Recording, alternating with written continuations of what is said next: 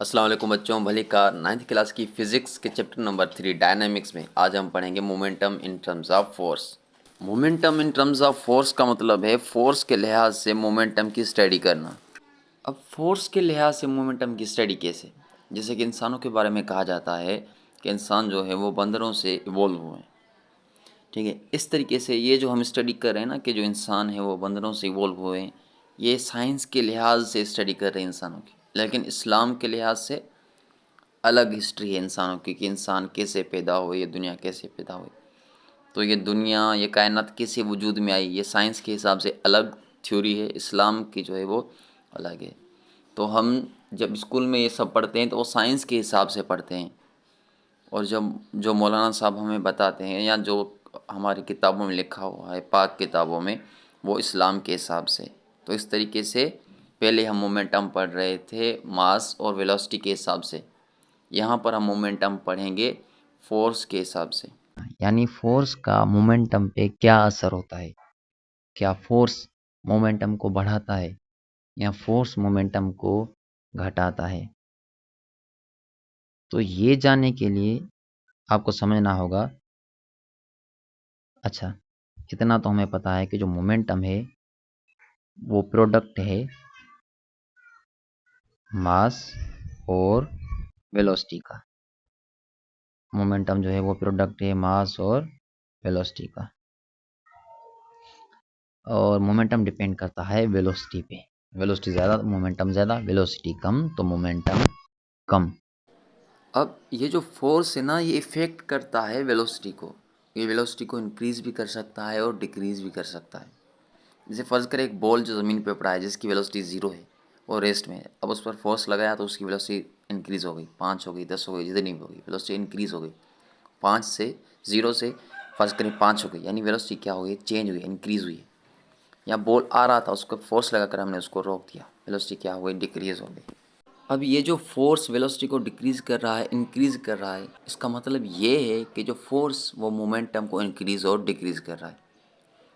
ऐसा क्यों? क्योंकि जो मोमेंटम है वो वेलोसिटी पे डिपेंड कर रहा है। फोर्स वेलोसिटी को कम और ज़्यादा कर रहा है, यानी मोमेंटम को कम और ज़्यादा कर रहा है। बात क्लियर है? अब फर्ज करें एक एक बाइक जिसका मोमेंटम था 5 किलोग्राम मीटर पर सेकंड, इतना मोमेंटम था। फिर उस पर फोर्स लगाया और मोमेंटम 5 से हो गया 10 किलोग्राम मीटर पर सेकंड। तो ये मोमेंटम क्या हुआ, इंक्रीज। पहले मोमेंटम ये था, अब मोमेंटम ये है। तो जो पहले था मोमेंटम उसे हम कहेंगे मोमेंटम इनिशियल, इनिशियल मोमेंटम। ठीक है, हम उसे क्या कहेंगे, इनिशियल मोमेंट। और जो ये मोमेंटम है 10, ये है फाइनल मोमेंटम। इसे हम क्या कहेंगे, पी एफ, फाइनल। ठीक है, अब ये लिखा हुआ है इनिशियल मोमेंटम और ये लिखा हुआ है फाइनल मोमेंटम।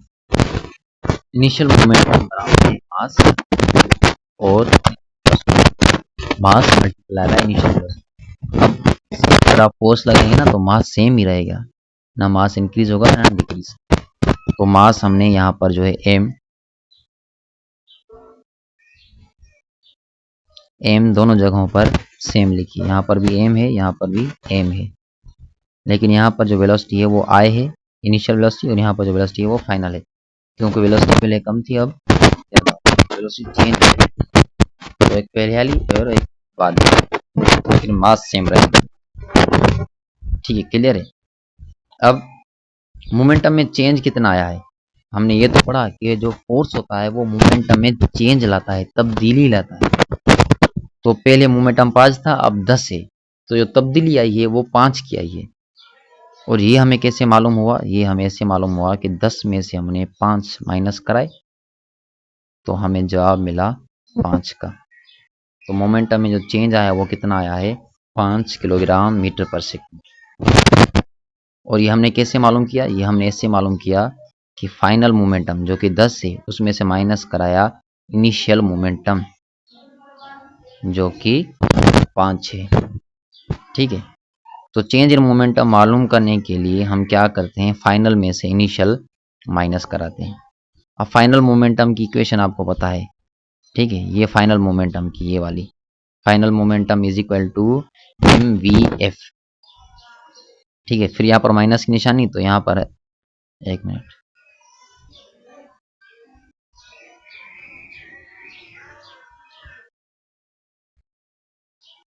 ठीक है, ये पी एफ, तो पी एफ की जगह की पे क्या आ गया, एम वी एफ, फिर माइनस की निशानी, यहाँ पर माइनस की निशानी, फिर इनिशियल मोमेंटम, फिर यहाँ पर आ गई इनिशियल मोमेंटम की इक्वेशन, ये रही इनिशियल मोमेंटम की equation. Initial momentum is equal to m v initial. तो जब आप यूं करते हैं कि फाइनल में से इनिशियल कट कराते हैं तो आपको मिल जाता है चेंज इन मोमेंटम। ठीक है, उसके बाद यहाँ पर क्या किया गया है कि यहाँ पर जो एम है उसको कॉमन लिया गया है। ये एम देखिए, एम यहाँ पर v के साथ मल्टीप्लाई हो रही है और वही सेम एम यहाँ पर भी v के साथ मल्टीप्लाई हो रही है। तो जो एक चीज जो कॉमन हो, जो सेम हो, जो एक जगह पर भी हो दूसरी जगह पर भी हो, ऐसा वो कॉमन लिया जाता है। एम यहाँ पर भी थी, एम यहाँ पर भी थी, तो इसको हमने ले लिया कॉमन। इसको हमने क्या ले लिया, आपने शायद मैथ में पढ़ा होगा। ठीक है, तो जो चीज़ कॉमन लेते हैं वो हम यहाँ पर लिखते हैं, यहाँ पर लिखी। फिर एम कॉमन ले ली तो एम तो चली गई, यहाँ से भी एम ले ली कॉमन, एम चली गई। यहाँ पर अब बचा क्या, वी एफ, तो हमने वो वी एफ लिख लिया। फिर माइनस की निशानी, फिर माइनस की निशानी, फिर वी आई, फिर यहाँ पर आ गया वी आई।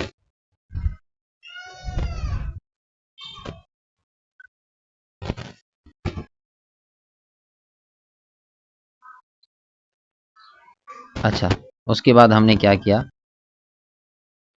ये जो M V F minus we I लिखा हुआ है वो हमने सेम लिखा, बस इसके नीचे हमने टाइम जो है वो डिवाइड करा दिया।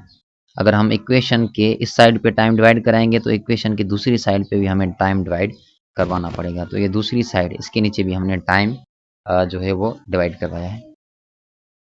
अब क्या होगा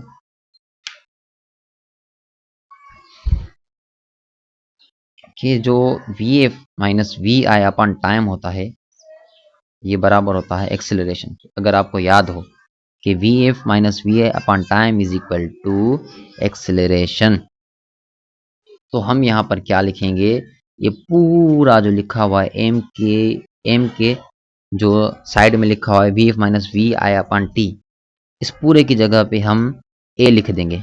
एम लिखा हुआ था और एम के साइड में जो v F minus we i upon t था इसकी जगह पे हमने एम ए दे दिया, तो ये हो गया एम ए। और ये वाली जो साइड थी वो हमने सेम रखी, पी एफ माइनस पी आई, नीचे टाइम, ये वाली जगह जो है हमने वो सेम रखी। अच्छा, इतना समझ में आ गया। उसके बाद हम क्या करते हैं, ये जो एफ होता है, फोर्स होता है, ये बराबर होता है एम ए के। F is equal to m a. अगर आप न्यूटन का सेकंड आया, f is equal to m a, तो हमने क्या किया, यहाँ पर ये वाली जो साइड है P f minus p i upon T, वो हमने यहाँ पर सेम लिखी, P f minus p i upon T. और बराबर के इस साइड पे ये जो एम ए लिखा हुआ है, ये एम ए बराबर है एफ के, तो हम एम ए की जगह पे एफ लिख सकते हैं क्योंकि दोनों बराबर हैं, दोनों एक जैसे हैं। तो हमने यहाँ पर क्या लिख लिया, एफ लिख दिया एम ए की जगह पे। और ये हो गया p f minus p i upon time is equal to f. अब ये जो टाइम है इसको हम ले गए इस साइड पे, ये बराबर के इस साइड पे ले गए, तो टाइम यहाँ पर डिवाइड हो रहा है, यहाँ पर आएगा तो एफ के साथ मल्टीप्लाई होगा। और ये पी एफ माइनस पी आई का मतलब है चेंज। जब आप पी एफ माइनस कराते हैं, पी एफ से सबस्ट्रैक्ट कराते हैं पी आई, तो आपको मिल जाता है डेल्टा पी। तो ये हो गया momentum in terms of force. ये पूरा जो टॉपिक है momentum in terms of force वो इस इक्वेशन पे ही था कि delta p is equal to f t. Delta का मतलब होता है चेंज, तब्दीली, कि मोमेंटम में जो तब्दीली आती है, जो चेंज आता है, वो कितना आता है, जितना आप फोर्स लगाएंगे, जितना आप फोर्स लगाएंगे और जितने टाइम तक आप लगाएंगे, यानी टाइम चेंज इन। ठीक है। एक ऑब्जेक्ट जिसका मोमेंटम है 100, कितना मोमेंटम है 100, फिर आपने क्या किया, उस पर फोर्स लगाया 5 न्यूटन का और कितने टाइम तक लगाया, 10 सेकंड तक लगाया। तो 10 मल्टीप्लाई बाय 5 ये हो जाएगा 50। तो मोमेंटम में चेंज कितना आएगा 50। पहले 100 था और 100 में से अब 50 क्या होंगे, या तो माइनस या तो प्लस, वो डिपेंड करता है फोर्स की डायरेक्शन पे।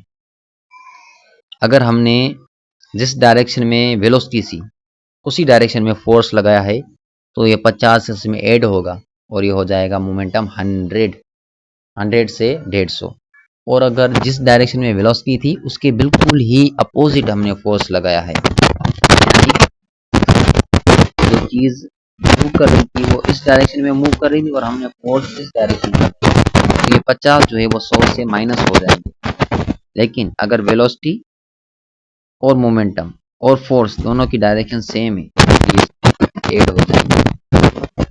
आई होप ये क्लियर हो गया होगा। Momentum in terms of force, momentum in terms of force कुछ भी नहीं, बस ये जो है एक छोटी सी इक्वेशन है जिसके जरिए हम रिलेशन देखते हैं फोर्स और मोमेंटम का, कि आखिर फोर्स का मोमेंटम पे कौन सा असर होता है, वो इंक्रीज करता है मोमेंटम को या डिक्रीज करता है। तो हमने ये देखा कि फोर्स इंक्रीज भी कर सकता है और डिक्रीज भी कर सकता है, डिपेंड करता है कि आप फोर्स कौन सी डायरेक्शन में लगा रहे हैं, वेलोसिटी की डायरेक्शन में लगा रहे हैं या वेलोसिटी की डायरेक्शन के अपोजिट फोर्स लगा रहे हैं।